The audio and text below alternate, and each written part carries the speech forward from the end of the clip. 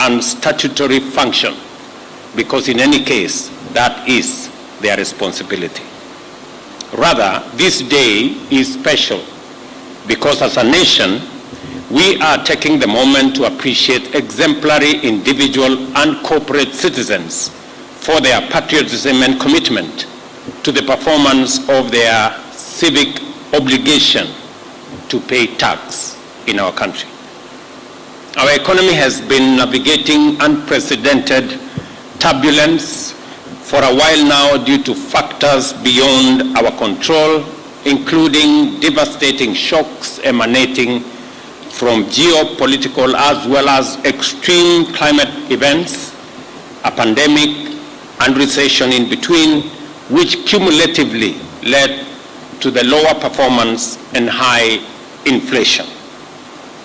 What stands out as extraordinary development is that even during this period of serious difficulty, our revenue performance continues on the path of growth, indicating that our economy is demonstrating enormous resilience. This shows that Kenyan workers and enterprises remained hardworking and dedicated, and that our taxpayers did not use global and local economic challenges as an excuse to evade the performance of their fundamental duty. It also shows that Kenyan taxpayers defied many expectations, not just to survive, but to thrive and enhance their contribution to national development. This, ladies and gentlemen, is why we are here to celebrate. There are many who would have created all manner of excuses not to contribute and not to live up to their obligations, but they chose to do the right thing. And that is why we are here to celebrate all the taxpayers, small and big, individual and corporate, today. A year ago, I announced the beginning of a new era in our national economic governance and management, which required us to live within our means and invest in production and productivity. I also declared that the National Tax Administration mechanism had to change and become more facilitative, service-oriented, and supportive of compliant taxpayers. The best way of supporting compliant taxpayers is by engaging them in positive and affirmative ways, which make it easier and simpler for them to remit taxes, and by expanding the tax base through the registration and facilitation of more eligible taxpayers to enhance burden sharing. Events like the National Taxpayers Week are essential to the achievement of the taxpayer engagement objectives if they are not treated as mere annual rituals, and are undertaken with a measure of meaningful positive interaction between the Kenya Revenue Authority and their clients, all of us who are taxpayers. As I announced at the last National Taxpayers Day, the time has come for the Kenya Revenue Authority to undertake a comprehensive culture change to make it aligned with the revenue mobilization imperatives of a new constitutional dispensation, governing platform, and strategic realities, and of course, the economic conditions under which we live. This is the spirit in which the KRA recently recruited specially trained revenue service assistants as a move to enhance the revenue mobilization capacity and taxpayer compliance through service-oriented, citizen-centric methods of facilitating voluntary compliance in keeping with our fundamental commitment to decriminalize enterprise and enable all levels of business from micro, small, medium enterprises all the way to global multinational companies to meet their tax obligations. The KRA must therefore continuously demonstrate a singular commitment to new service-oriented values and signal a departure from the abuses and excesses of previous times, which only served to elicit resentment and encourage evasion while facilitating wastage, sometimes even theft, embezzlement, and other corrupt activities.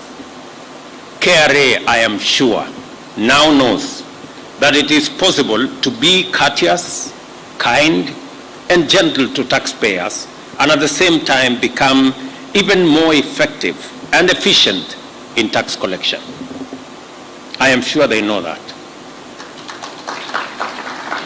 This applies to all persons in public authority when dealing with members of the public, all of us who have public authority. What is required is the exercise of greater imagination, commitment to national values and principles of governance, and the use of technology and innovation to improve service delivery.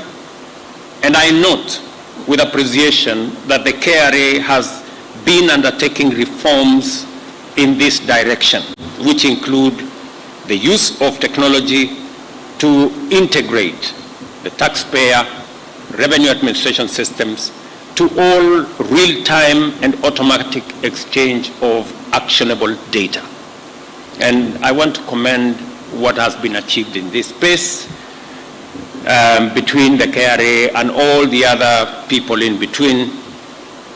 Our decision to significantly enhance efficiency and integrity in the provision of public services to citizens by digitizing over 13,000 government services has gone a long way to enhance revenue performance. Monthly revenues, for example, from fees have already risen to about 8 billion from 2 billion monthly, an increase of close to 400% on the e-citizen platform. As we can all see, the interventions leading to improved performance are efficiency, integrity, and it is also service-oriented. Make it easier for people to pay tax, and this is exactly what we have done with the e-citizen platform to make it seamless for people to pay their tax. In fact, what we agreed with KRA is that it is not necessary to wait until 20th for people to calculate what amount of tax they need to pay. If they can pay taxes instantly, that would go a long way in making it possible for KRA to collect our taxes and for manipulation not to occur on matters to do with the tax. We all agree that if somebody stays with your money for a whole month, they will begin to figure out what to do with it before they send it to you. And sometimes it is none of their choices, but it is just the temptation of having money within. So the sooner we can collect our taxes, the less the temptation on those who are having this money, and the more efficient we become. I'm sure members of parliament were wondering why we said that certain taxes should be collected within 24 hours. So they were asking, what is the magic with these 24 hours? We were just trying to assist many corporates who said, if you can collect your money sooner, then we will all be happy.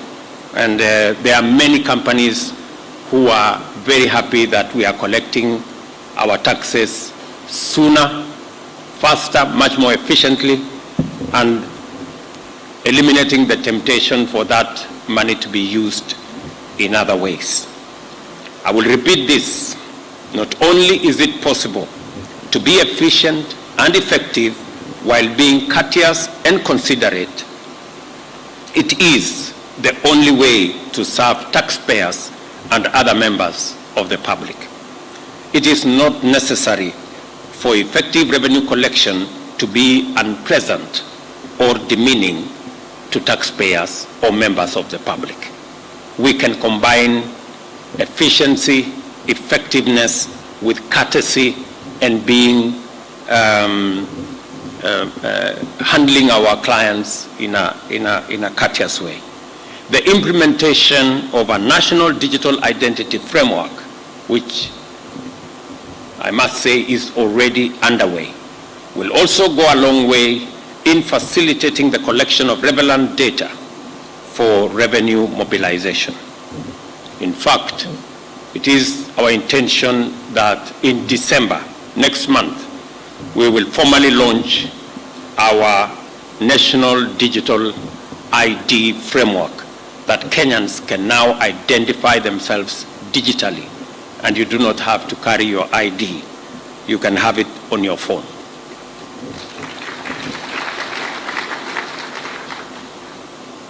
I recognize the cardinal obligation of government to utilize all revenues prudently and efficiently in the service of our citizens. This commitment stands, and we are committed to do so with maximum transparency and maximum accountability. This is why I use every moment to publicize what government is doing for the people of Kenya, because that is how our taxes are meant to be used, should be used, and the people of Kenya are encouraged to keep us in check as we spend their resources. I will in due course provide a more elaborate formal account to sustain this engagement and provide comfort that none of the resources committed to my charge is being wasted or mismanaged or stolen. The bottom-up economic transformation agenda identifies the significant improvement of productivity in key areas as an urgent priority for national economic governance efforts. Such improvements require immense investments, and the resources to invest come from the revenues we collect as taxes.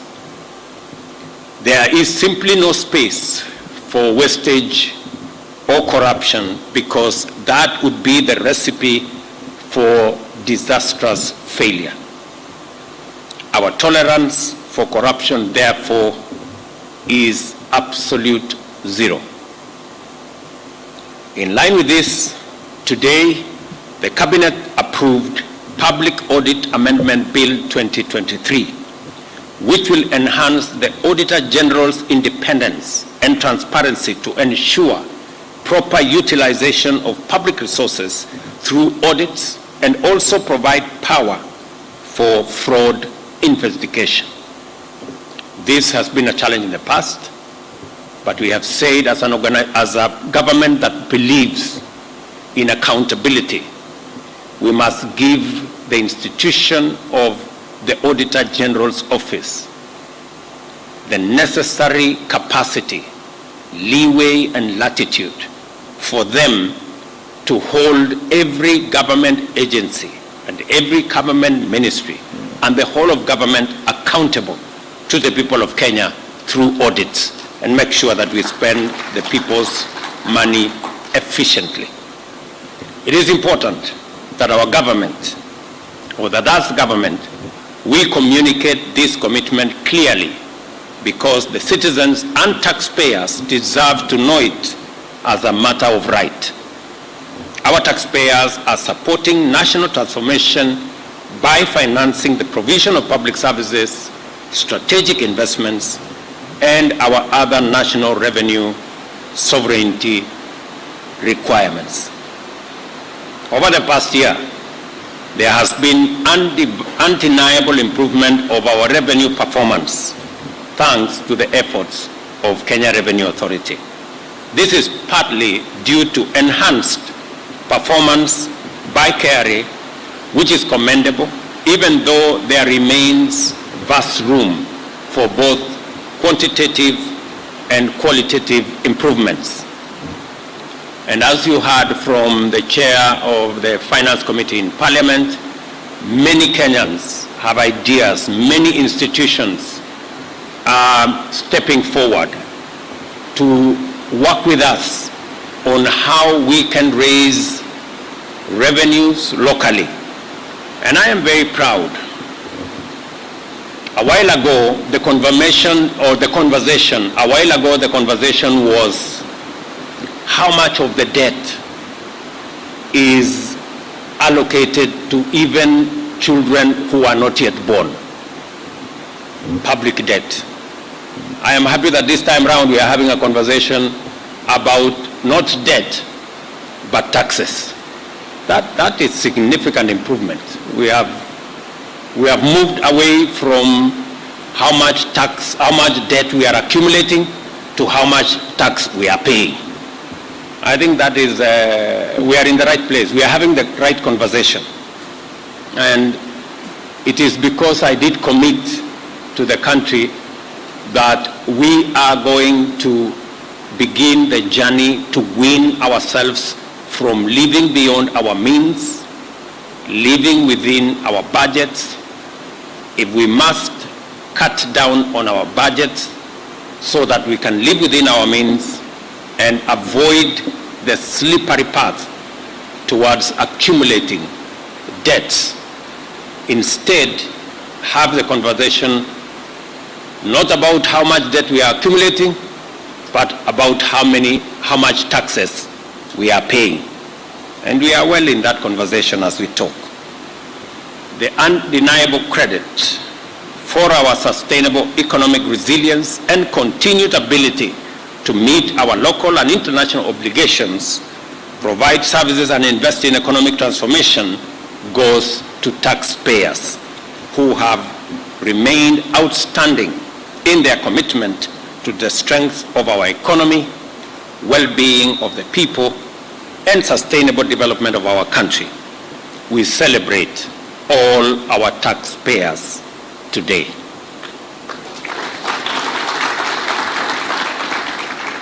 I know we will celebrate those who have done very well, but we must also celebrate all those who have made their contribution to where we are today. I urge all Kenyans to respect and honor those amongst us who perform their part in supporting national development by voluntarily paying their taxes, and encourage those who have not to register and obtain KRA personal identification numbers and join the ranks of our patriotic mashujaa who keep the wheels of our development in motion by paying their part of taxes. As always, I remain committed to lead from the front on this matter of great national importance, to pay my taxes when they fall due and submit my tax return on time as is required. I will continue to lead from the front and expect everybody to walk in that journey. I must also commend all the actors in this space. I know, for example, in the education sector, we have made a huge commitment. In fact, because of the centrality of education as an equalizer, and because of the importance of our human capital as the biggest resource, most important resource we have as a nation, we have focused extensively on funding education. If you compare last year, the education budget last year was 545 billion. This year, including what we have factored in the supplementary that is now in Parliament, it is improving from 545 billion to 690 billion. A whole 145 billion additional money for our education. And this is deliberate. It is deliberate because we believe every child in Kenya should have a chance at life by making sure that they have access to education. Our budget to TSC has increased by about 20 billion because we are hiring additional teachers.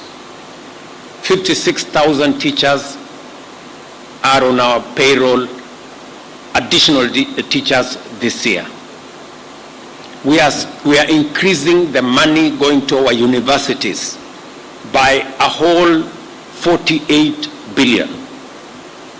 So what I see in the horizon is an improved human capital that we have developed.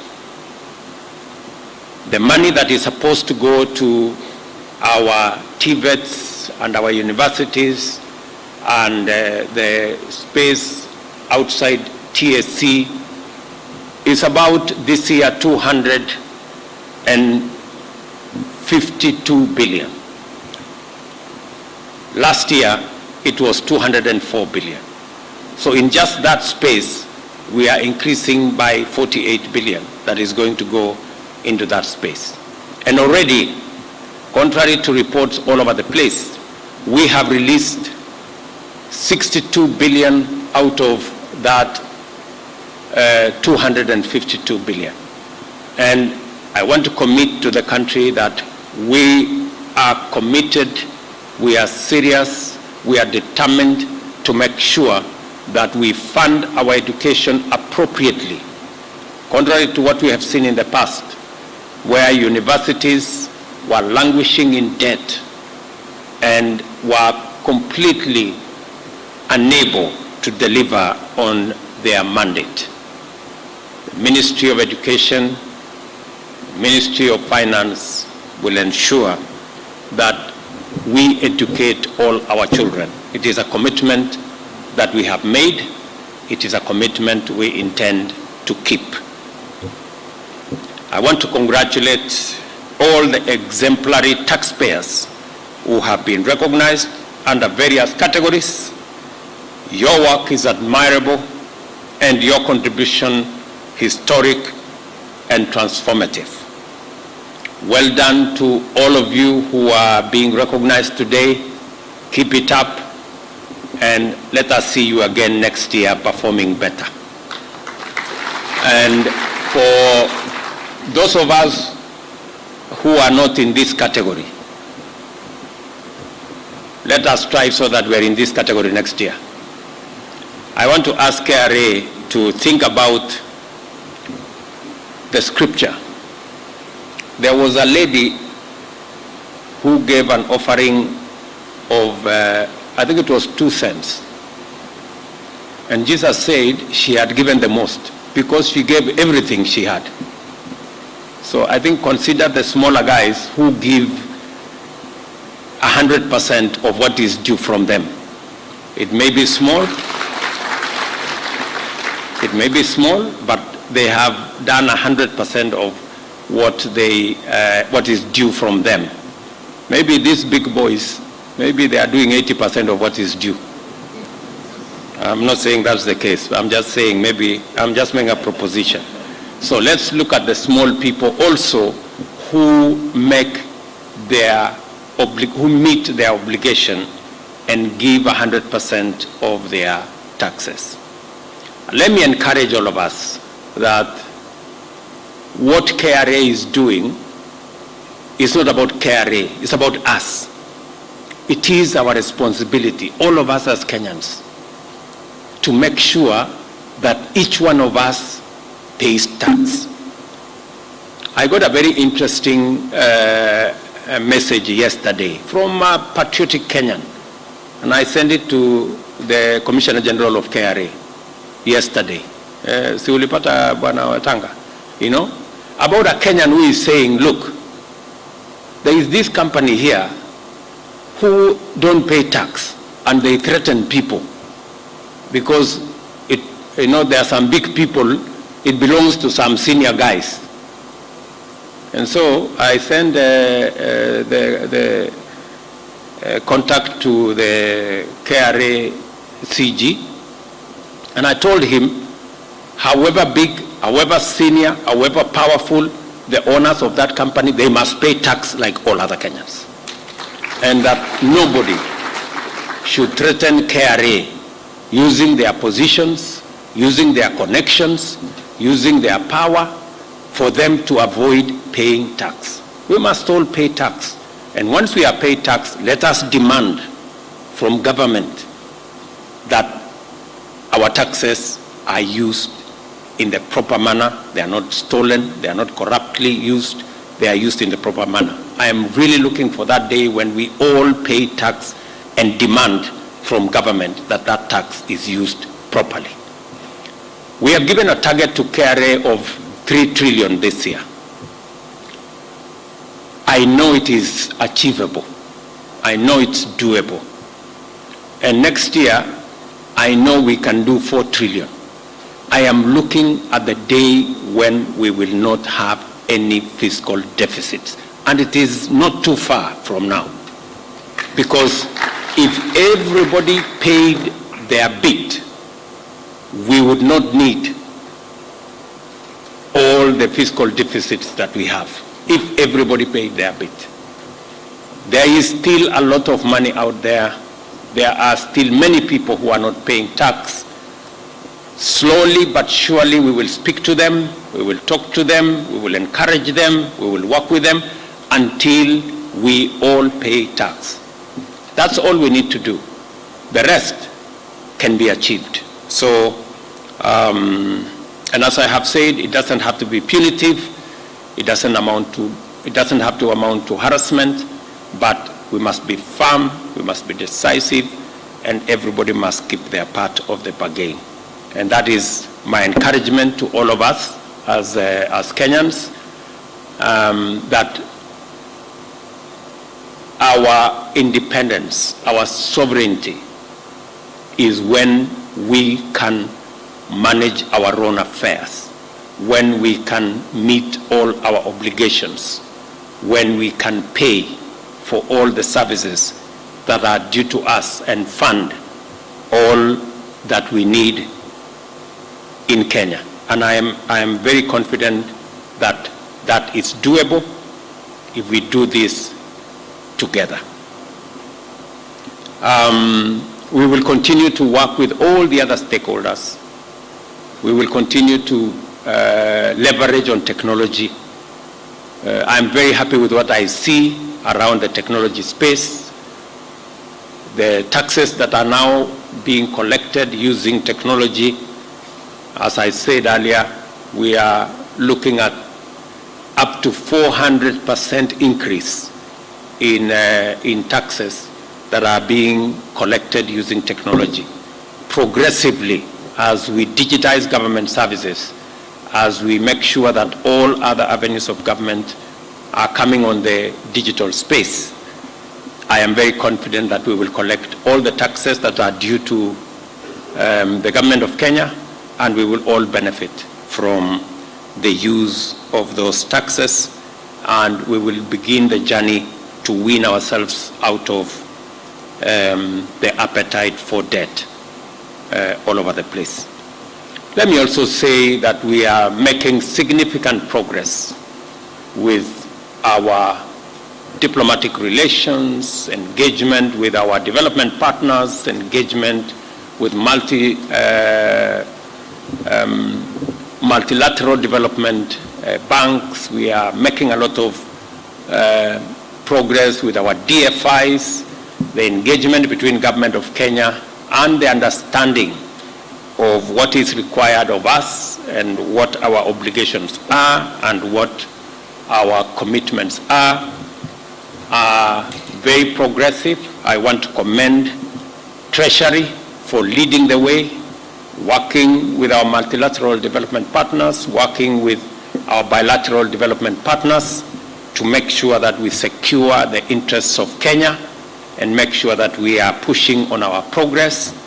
And I am very confident that that space is being managed very well under the leadership of Professor Ndung'u and his team, and all the people in that space, and continuously they will engage with the different ministries to make sure that we project the right image of Kenya and we manage our resources and affairs in a way that is transparent, accountable, and in a progressive manner so that we can unlock the huge potential that exists in our country. I want to tell every Kenyan listening to me that we have a great country. And this country is going to go places. I am very confident we are going to transform Kenya into a country where all of us will feel confident and all of us will be proud to be Kenyan. That is the commitment that I make to everybody here. And each and every one of us, as I said yesterday, must pull their weight. There are opportunities out there. There are opportunities we are rolling out. We want every Kenyan to calibrate their place, make their contribution, look at the opportunities that are available, appropriate those opportunities so that each and every one of us can make a contribution to taking Kenya forward, and work with whatever interventions we are working on as government to take our country forward. So thank you very much. God bless you all, and God bless our great country, Kenya. Asanteni sana. Thank you very much, Your Excellency. One more round of applause for His Excellency. And as we all are aware, today is the Taxpayers' Day, and we have an award that we would like to present to them. And at this point, Your Excellency,